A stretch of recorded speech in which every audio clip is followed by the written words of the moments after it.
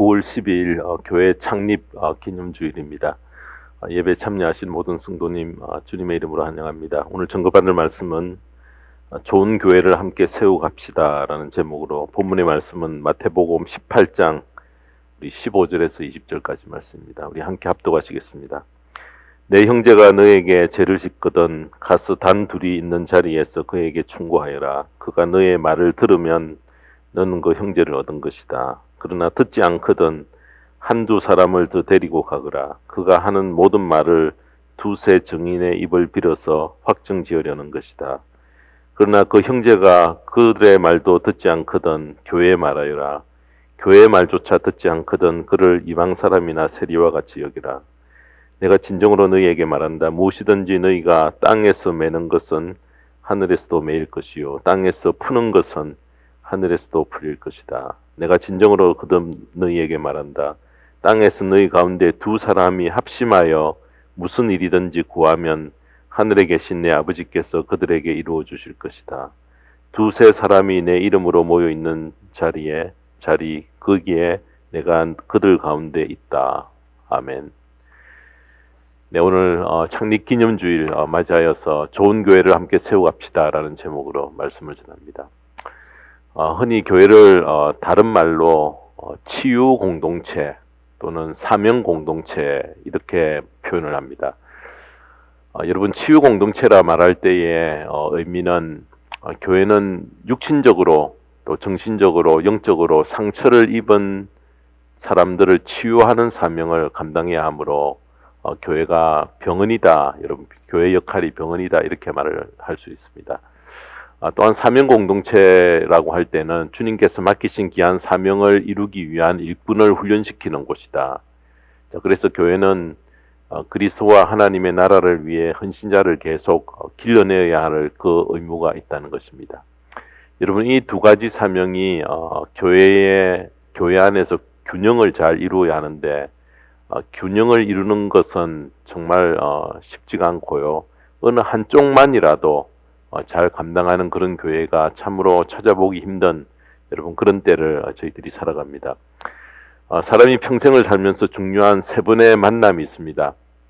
그 만남이 그의 인생을 결정한다 해도 과언이 아닙니다. 인생의 성패가 달려있는 세 번의 중요한 만남이 무엇입니까? 첫 번째 만남은 주님과의 만남이 가장 중요하다. 여러분 그렇게 말씀드릴 수 있습니다. 왜냐하면 주님과의 만남은 우리의 영생의 문제를 결정하기 때문에 그렇습니다. 또 두 번째 만남은 우리의 가정을 결정하는 배우자와의 만남이 그래도 또 중요하다. 그렇게 생각이 되고요. 세 번째 만남은 내가 일평생 이 땅에 태어나서 무슨 목적을 가지고 살 것인가, 소명과의 만남이 중요하다는 것입니다. 여러분, 이 세 가지의 이 만남을 잘 감당하기 위해서 필수적으로 여러분 우리에게 요구되는 것이 있는데, 그것은 바로 우리가 어떤 교회, 좋은 교회를 만나 그 가운데서 신앙생활을 하는 것은 이 세 가지의 만남을 성공적으로 이끄는데 가장 필수 불가결한 요소라 그렇게 생각이 됩니다.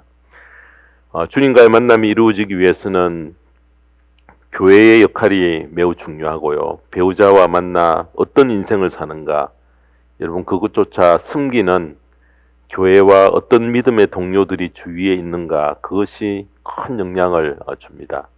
특별히 소명의 문제는 자신이 일생 동안 주를 위해 성취해 가야 될 일이기 때문에 소명은 자신이 섬기는 교회 안에서 찾게 되는 것은 너무나 당연한 일입니다. 자, 이렇게 교회의 중요성을 아신 주님은 이 땅에서 공생의 사역을 하실 때에 주님이 책 한 권 남기신 것 없습니다. 또 여러분 그림 한 장 그린 일도 없으시고요. 찬송가 한 곡 작사 작곡한 일도 없으십니다. 더욱이 오늘날 흔히 이렇게 볼 수 있는 어떤 조직이나 이런 어떤 단체를 결성하지도 않으셨습니다. 오직 하나, 주님이 유일하게 남겨놓으신 것은 12명의 제자를 세상에서 불러내어서 3년 동안 함께 숙식을 같이 하시면서 가르친 것뿐이었습니다. 우리는 그들을 제자, 사도라 이렇게 부릅니다.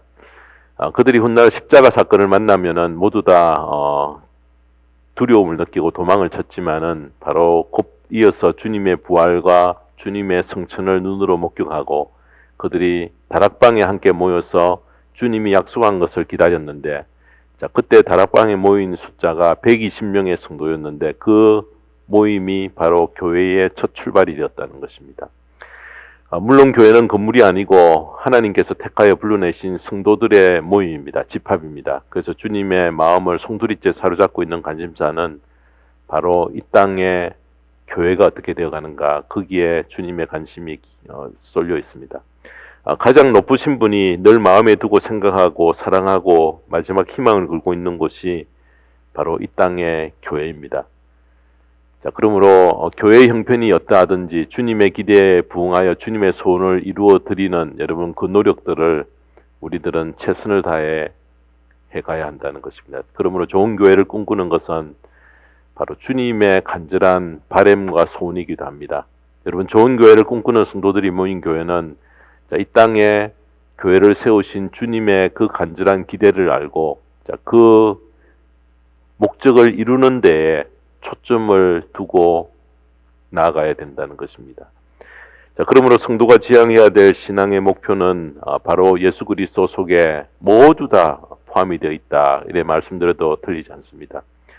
그리스도의 가르침 안에 우리가 따르고 배워야 할 모든 지혜와 보화를 다 감추어 놓고 있습니다. 그리스도께서 삶 전체를 들여 하나님께 순종했던 것처럼 우리도 마음을 다해 하나님을 사랑하고 그분이 일러준 말씀대로 살고 닮아감으로 바로 교회는 그리스도의 피로 값을 치르고 사신 예수님의 몸 그 자체입니다. 그래서 교회를 주님의 몸된 교회라 이렇게 하는 이유가 바로 여기에 있습니다. 하나님은 교회를 이렇게 소중히 여기시기 때문에 아무리 규모가 작은 보잘것없는 교회라도 우리는 업신여길 수 없다는 것입니다.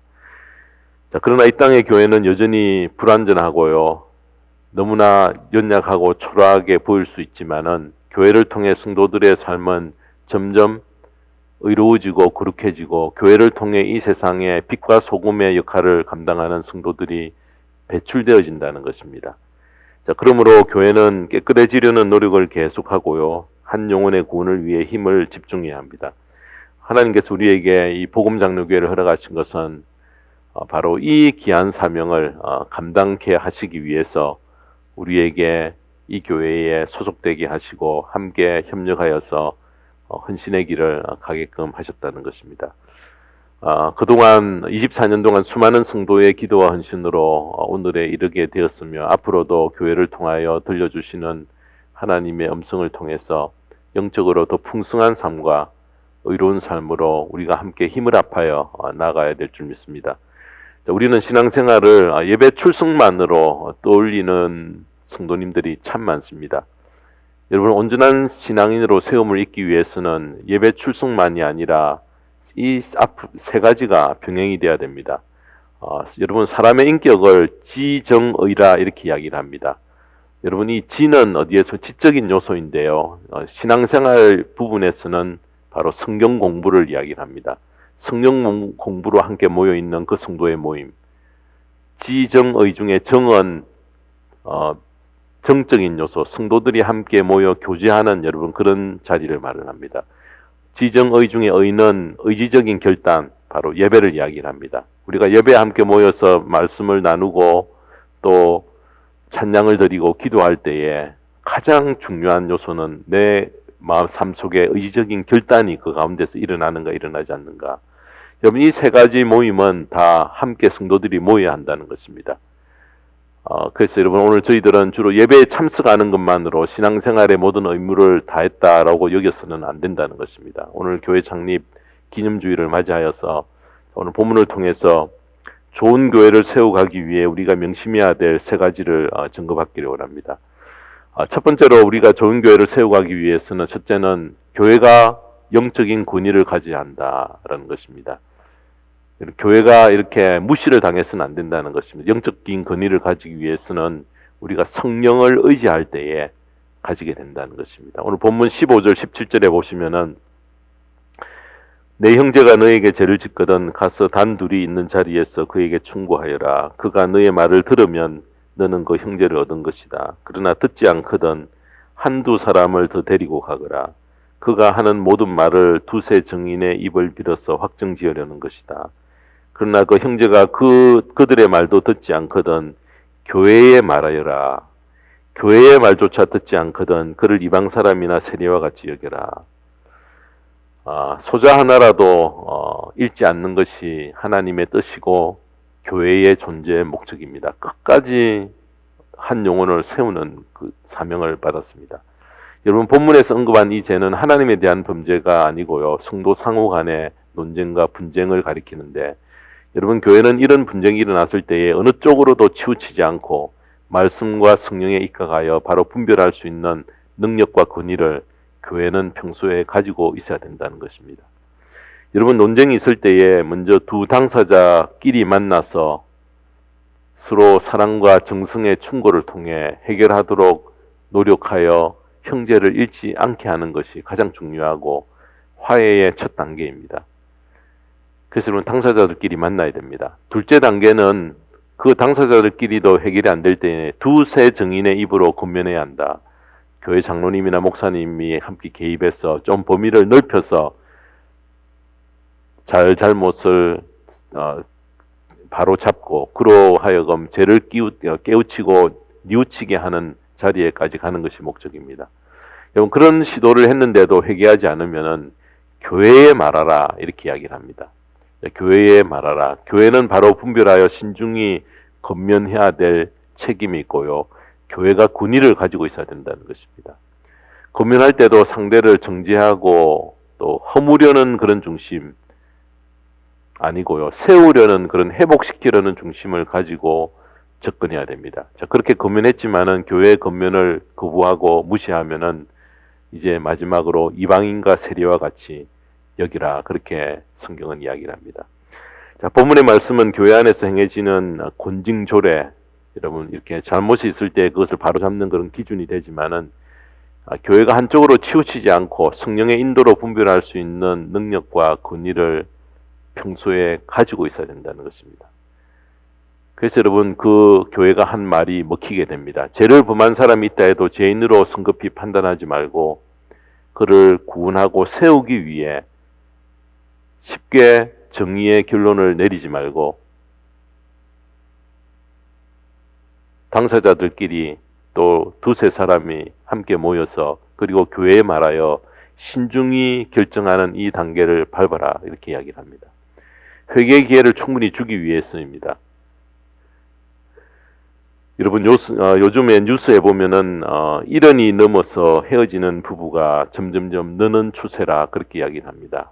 그들이 불평하는 이유를 들어보면은 더는 참고 살기 싫다, 혹은 더는 같이 살기 싫다라고 그렇게 이야기를 합니다. 오랫동안 참고 기다렸는데 상대가 바뀌지 않기 때문에 이제 이런 불평과 너투리를 늘어놓습니다. 근데 여러분, 상대를 바꾸려고 하지 말고 내가 바뀌어서 상대로 하여금 바뀌도록 만드는 것은 불가능할까요? 여러분, 이런 노력을 하면은 상대도 분명히 알게 된다는 것입니다. 그래서 여러분, 이런 노력도 없이 그냥 상대만 바뀌도록 여러분 그렇게 기대하고 오랫동안 노력을 했는데 이루어지지 않았을 때에 그냥 헤어지며 살고 싶다, 이런 이야기가 나옵니다. 근데 여러분, 러시아의 대문호 톨스토이가 이런 유명한 말을 남겼습니다. 모든 사람이 세상을 바꾸겠다고 하지만은 어느 누구도 자기 자신을 바꿀 생각은 하지 않는다라는 유명한 말을 남겼습니다. 참 맞는 말입니다. 자, 오늘 이 시대에 우리 모두에게 해당되는 말입니다.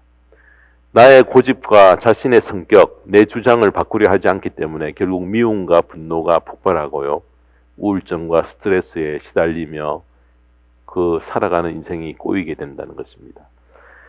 여러분, 창세기 6장 5절에서 6절에 보면은 이미 하나님께서 이렇게 말씀하십니다. 주님께서는 사람의 죄악이 세상에 가득 차고 마음에 생각하는 모든 계획이 언제나 악한 것뿐임을 보시고서 땅 위에 사람 지으셨음을 후회하시며 마음 아파하셨다.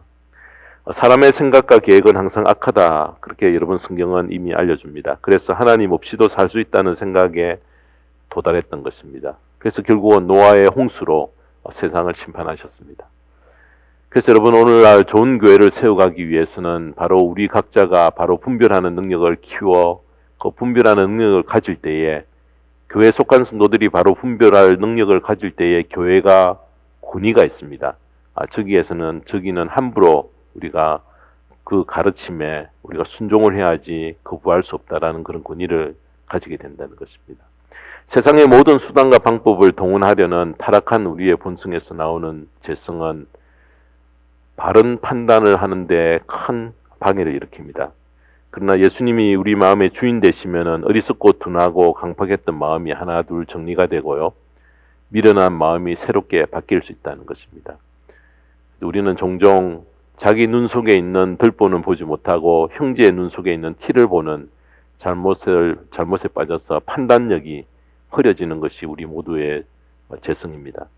하나님 앞에서 자기 행위의 완전을 내세울 수 있는 사람은 한 명도 없이, 여러분, 옳고 틀린 것을 판단하면서 나도 그런 실수를 범할 수 있음을 알고 항상 겸손한 그런 자리에 우리는 서야 된다는 것입니다. 다른 사람에게 권면하는 것도 조심해야 하고요, 둘, 셋, 그리고 교회에 말하는 이 세 단계를 거칠 때에도 칼로 자르듯 그렇게 결정하지 않고 매우 신중히 형제를 세우려는 그런 중심으로 점점 다가가라, 그렇게 성경은 권면합니다.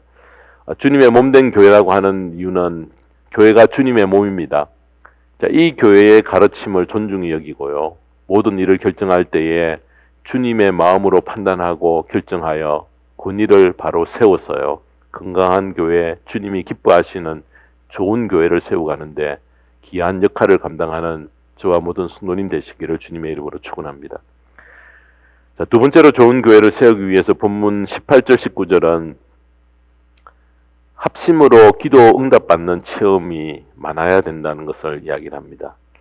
기도 응답이 메마른 교회가 너무나 많은 반면에 기도 응답이 풍성한 교회는 참으로 드문 그러한 때를 저희들이 살고 있습니다. 오늘 본문 18절 19절에 보면은 내가 진정으로 너희에게 말한다. 무엇이든지 너희가 땅에서 매는 것은 하늘에서도 매일 것이요 땅에서 푸는 것은 하늘에서도 풀릴 것이다. 내가 진정으로 거듭 너희에게 말한다. 땅에서 너희 가운데 두 사람이 합심하여 무슨 일이든지 구하면 하늘에 계신 내 아버지께서 그들에게 이루어 주실 것이다. 이 말씀 마태복음 16장 19절에 베드로에게 주신 말씀과 거의 같습니다. 여기서는 교회를 향해 권고하신 말씀인데, 본문에서 범죄한 형제는 최종적으로 교회의 권면을 받게 되는데, 여기서 교회의 권면을 받아들이면 문제가 해결되고 회개의 기회를 얻지만은 만약 거절하면은 그의 죄는 그대로 있고 그 결정은 하늘에게까지 연결됨을 말합니다. 그래서 이 본문 가운데서 우리가 주목해야 될 것은 두 사람이 합심하여라는 것에 집중하면은, 거듭나고 진실된 교인이 합심하여 기도할 때에 교회 안에서는 매우 신나는 일, 그것이 일어난다는 것입니다. 하늘에 계신 아버지께서 그 기도를 듣고 그 응답을 주신다고 그렇게 약속하셨습니다. 이런 기도 응답을 경험할 때에 여러분 신앙생활이 신나고 행복하고 더 의욕이 충만해진다는 것입니다. 좋은 교회는 이렇게 기도하여 응답받는 체험이 많은 교회입니다. 초대교회는 120명이 함께 합심하여 기도하는 중에 설립되었지만은 사람의 숫자는 단 2명이 모여도 족합니다. 오히려 맹목적으로 모인 1000명보다 마음을 합하여 함께 기도하는 믿음으로 뭉친 2명의 성도가 기도에 더 큰 응답의 위력을 나타낼 수 있다는 것입니다. 성도들이 마음을 같이 하는 건 너무나 중요하고요. 마음을 합하여 기도할 때에 무엇이든지 구할 수 있고 기도할 수 있습니다. 그래서 성도의 기도는 매고 풀리는 그 역사를 일으킨다는 것입니다. 분리된 다수보다는 함께하는, 마음을 함께하여 하나님께 집중하는 소수의 힘이 더욱 위대하고, 함께 모여 기도하는 그곳에 하나님께서 함께 하시고 기도의 응답의 역사들을 베풀어 주셔서 아름다운 그런 교회의 모습으로 바꿔져 간다는 것입니다. 카르소라는 유명한 성악가가 있습니다. 한 세기에 한번 나올까 말까 한 천부적인 이탈리아의 그런 유명한 성악가였다고 평가하는데, 어린 시절에 너무나 가난하여서 이태리의 어느 공장에서 일을 하면서 음악 수업을 받았다고 합니다. 음악으로 대성해야 되겠다는 그 꿈을 마음속에 가지고 열심히 수업을 받는데 한 번은 가르치던 교수가 테스트를 해보더니 카루소, 너는 음악으로 대성하긴 틀렸어. 그런 실력으로는 성공할 수 없어. 덤문이 바람에 흔들리는 것처럼 덜덜덜 하는 그런 소리를 내고 있을 뿐이야 하면서 실망스러운 말을 그에게 하고 말았습니다. 자, 그러니 어린 마음에 얼마나 실망이 되겠습니까? 모든 것을 포기하고 크게 실망하고 있는 그 아이에게 그의 어머니가 확신에 찬 음성으로 격려의 말을 해줍니다. 카루소, 실망하지 마라. 나는 너를 믿는다. 그 선생님이 말씀하신 대로 내 소리가 그런 소리로 들릴지 모르지만은 내가 볼 때에 내 실력은 점점 좋아지고 있어. 너는 위대한 성악가가 될 자질을 가지고 있다는 것을 내가 알아. 엄마는 그것을 위해 기도한단다. 우리 함께 기도해. 자, 엄마가 하나님께 기도하겠다. 함께 기도하자라는 그 말을 들은 카루소는 힘을 얻고 모든 좌절과 실망을 딛고 마침내 세계적인 유명한 성악가의 자리에까지 올라가게 되었다는 것입니다. 여러분, 자녀를 향한 엄마의 마음이 어떤 것입니까? 한 단어로 표현하면 애틋하다라고 이렇게 표현할 수 있습니다. 두 사람의 마음이 합쳐서 기도를 시작했을 때에 놀라운 기적을 일으켜 주신다는 것입니다. 땅에서 두 사람이 마음을 합하여 기도를 시작할 때에 우리가 상상치 못하는 기도 응답이 예약되는 줄 우리가 알아야 합니다. 교회가 여러분 이 능력을 간과하고 무시하고 있지 않는가 우리가 돌아봐야 한다는 것입니다. 하나님께서 교회 성도들에게 기도의 축복과 또 기도의 열쇠와 기도회라는 무기를 우리에게 지어주셨습니다. 의심하지 않고 정욕으로 쓰려고 잘못 구하지 않는 한 기도 응답의 기적을 우리는 체험하게 된다는 것입니다. 많은 사람이 필요치 않습니다. 여러분 성도 중에 딱 두 사람이 마음이 하나 되어 믿음으로 하나님께 기도할 때에 응답을 약속하셨다는 것입니다. 이런 능력을 외면하고 지내는 안타까움 속에서 신앙생활을 했다면은 이제는 100분 우리가 활용하여서 기도 응답으로 좋은 교회, 정말 하나님이 기뻐하시는 그런 교회를 이루어 나가는 그 귀한 역할을 감당하는 저와 모든 성도님의 복된 생애가 되기를 주님의 이름으로 축원합니다.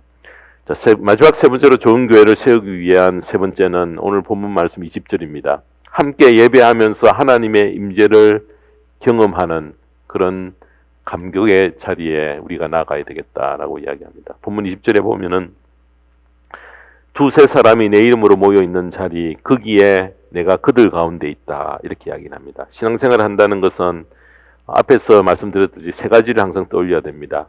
지정의, 여러분 지는 성경 공부, 의는 정은 성도들의 교제, 의는 우리가 함께 모이는 이 예배 자리입니다.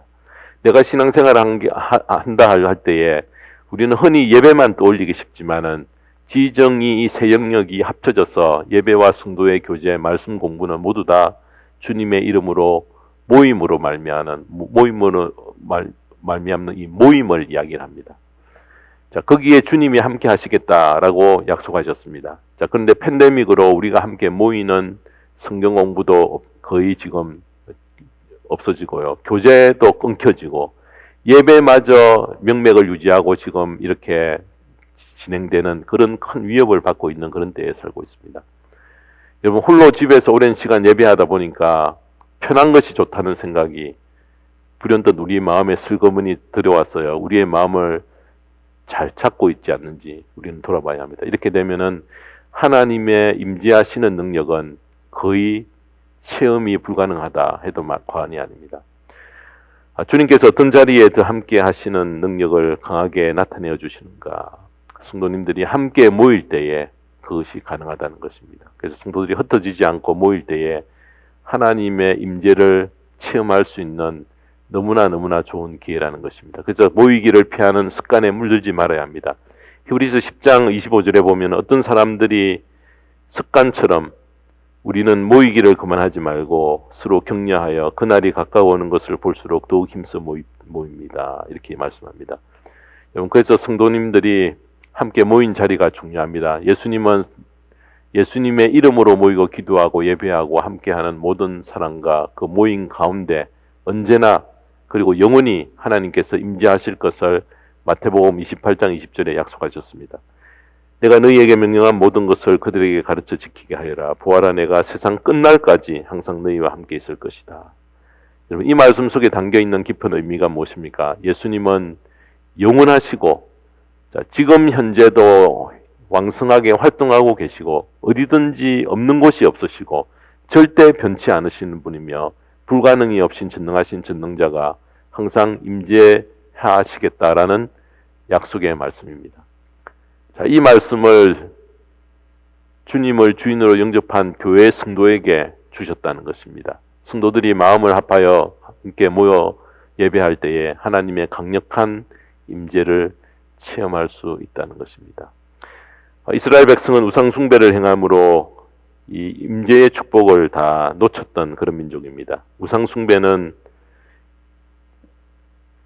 하나님이 싫어하는 것인 것을 몰랐을까 아니었습니다. 하나님 몇 차례 경고하셨는데도 그들이 우상 숭배를 반복한 이유는 하나님을 섬기면 하나님의 뜻을 따라 살아야 하지만 우상을 섬기면은 자기 마음대로 살 수 있기 때문이었습니다.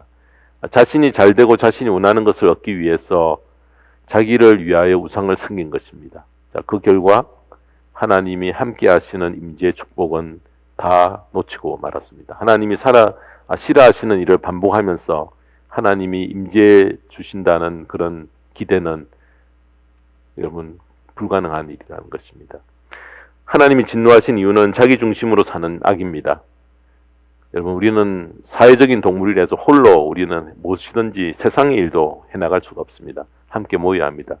신령한 주의 일은 더욱더 그렇습니다. 우리가 경계해야 될 진짜 우상은 나를 위해 살겠다, 내 홀로 있겠다라는 그런 마음입니다. 함께 모이는 것을 피하는 습관을 우리는 철저히 경계해 가야 됩니다. 하나님이 기뻐하시는 예배로 모이는 것을 버리고요, 내 마음대로 살았던 큰 죄악을 우리는 회개해야 합니다. 예배로 모이는 그 자리에 하나님의 선물이 다 들어있습니다. 우리는 평생 그리고 함께 예배 드려야 합니다. 예배의 숫자나 방법이나 분위기보다는 진정한 믿음으로 함께 드리는 예배를 하나님이 기뻐하시고 두세 사람이 함께 드리는 예배 가운데 하나님이 함께 하시는 임재의 축복이 내리는 것을 기억하고요, 성도가 함께 모여 예배 드리는 은혜가 우리 모두에게 넘쳐서 아름다운 교회를 이루어 나가는데 귀한 헌신을 하는 저와 모든 성도님의 복된 생애가 되기를 주님의 이름으로 축원합니다. 기도하겠습니다. 하나님 아버지, 오늘 복음장로교회의 창립기념주일을 저희들이 맞이하게 하신 것 감사드립니다. 좋은 교회로 복음장로교회가 세워지기를 간절히 바라는 마음으로 우리에게 주신 말씀을 증거받았습니다. 옳게 분별하려고 하는 능력을 교회가 가져서 자루나 우루나 치우치지 않고 올바른 권위를 갖는 복음장로교회 되게 하시고, 또 합심으로 기도함으로 말미암아 응답받는 체험이 모든 성도에게 많이 일어나는 교회 되게 하시고, 함께 예배하면서 하나님이 함께 하시고 임재하시는 그 감격과 은혜를 누리는 저희들 되게 인도하여 주시옵소서. 아버지 하나님, 지난 시간 동안 교회를 위해서 몸으로 물질로 시간으로 드린 성도님의 모든 헌신 하늘의 위로로 하나님 채워주시고 큰 상으로 예비해 주시옵소서. 어려운 여건과 환경 가운데서도 주님 오실 때까지 생명을 잉태하는 이 해산의 수고를 우리가 그치지 않는 복음장로교회 되게 은혜를 내려 주시옵소서. 감사드리며 우리 주 예수 그리스도의 이름 받들어 기도드리옵나이다. 아멘.